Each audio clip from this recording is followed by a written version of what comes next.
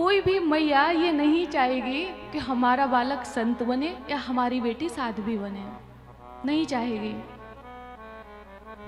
लेकिन जिसके हृदय में भक्ति उत्पन्न हो जाती है उसे फिर इस संसार में कोई रोक भी नहीं पाता है। लाख कोशिश कर लो, मीरा जी को रोका, किसी ने रोक पाया? करमैती जी को किसी ने रोक पाया? करमैती जी का चरित्र कितने लोगों ने सुना है? मैंने सुनाया है, किसी ने नहीं सुनाया। एक छोटी सी कथा से आपको आगे बढ़ा के ले चलते हैं। राजस्थान के एक भक्त हुई करमैती जी। जैसे मीरा जी भगवान से प्रेम करती थी, ऐसे ही वो भी करती थी। बस अभी उनकी कथा पे थोड़ा कम प्रकाश डाला गया है, तो ज़्यादा लोगों को नहीं पता ये कथा, लेकिन भक्तमाल जी में आई हुई है। तो जब वो थोड़ी सी बड़ी हुई तो उस समय जब बाल्यावस्था में विवाह कर दिया जाता था, थोड़ी बड़ी हुई तो वो तो बचपन से कृष्ण भगवान की भक्त थी, तो परिवार ने उनका विवाह कर दिया। तो विवाह के समय तो वो बोल नहीं पाई कुछ भी, तो पहले विवाह जल्दी कर देते, उसके बाद में 2, 2.5, 3 साल में जब बच्ची बड़ी हो जाती ना, तब दूसरी विदाई करते।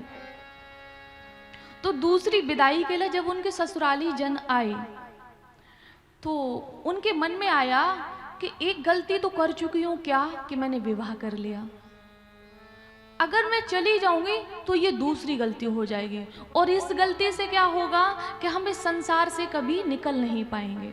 भाई परिवार में, बच्चों में रह के देखो कर्तव्य पालन करना ही पड़ेगा, आप कैसे निकल पाओगे? आप कैसे वैराग्य ले सकते हो?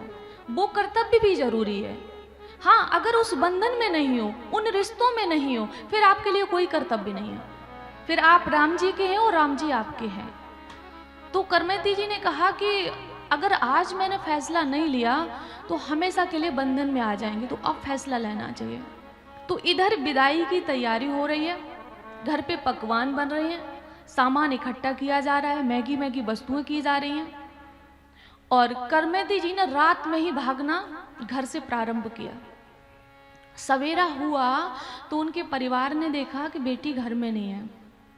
उनके परिवार ने देखा कि बेटी घर में नहीं है, तो माँ ने कहा कि वो वृंदावन की बात करती थी और हमेशा भक्ति भाव में रहती थी, लीन रहती थी, खोई रहती थी, आज तक उसको खेलते नहीं देखा, खाते नहीं देखा। मतलब खाने का मतलब है जैसे बच्चे खाते हो उस प्रकार से खाते हुए नहीं देखा। तो हो न हो कि वो वृंदावन चली गई हो, तो कुछ घोड़सवार, मतलब पहले घोड़े, हाथी, यही सब चलते थे, गाड़ियाँ तो नहीं थी, तो कुछ घोड़सवार भक्तमाल जी में लिखा कि वहाँ से उनको ढूंढने के लिए निकले।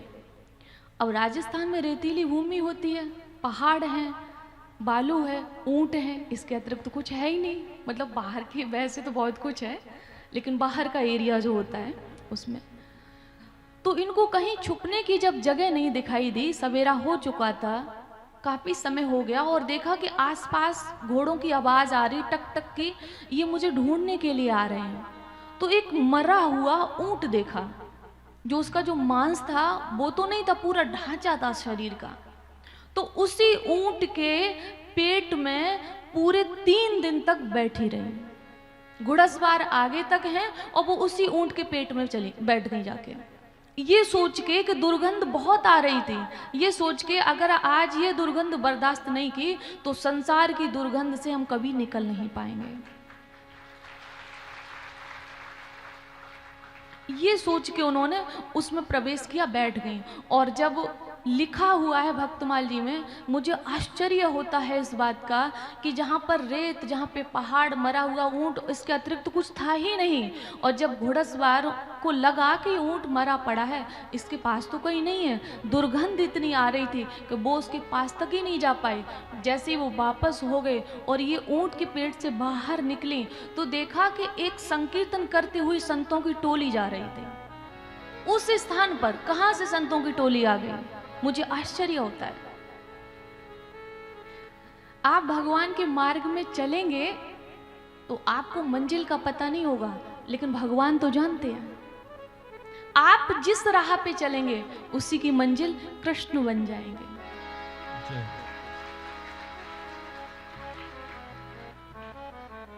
एक बार उस राह पर चलकर तो देखो, देखो क्या आनंद आता है। हमारे गुरुजी कहते हैं कि जब भी कोई प्रेम की वार्ता हो, गोपी के प्रेम, भक्त के प्रेम, तो वो बहुत सुंदर वर्णन करते हैं। और फिर ये भी कहते हैं, आप लोग सोच रहे होंगे ये बाबा बैरागियों को, सन्यासियों को, संतों को क्या मालूम प्रेम क्या होता है। वो बड़े विनोद करते हुए कहेंगे, सच पूछो तो तुम क्या जानो को प्रेम क्या होता है। सच्चा तो हम ही जानते हैं। वो विनोद करते हुए बोलेंगे कि तुम क्या जानो प्रेम क्या होता है। हमसे पूछो कि जब श्री जी के चरणों का ध्यान करते तो आंसू बहते। इस जीवन का जो आनंद है ना, वो तो कोई साधु संत ही बता पाएगा ना, कोई साधु भी बता पाएंगे ना। अपना एक आनंद है जीवन का, और ऐसा आनंद है कि इस आनंद से निकलने का मन भी नहीं है। और ऐसा लगता है कि प्रभु पहले तो जन्म ना दे, और जितने जन्म दे हर जन्म में साधु भी बनाए।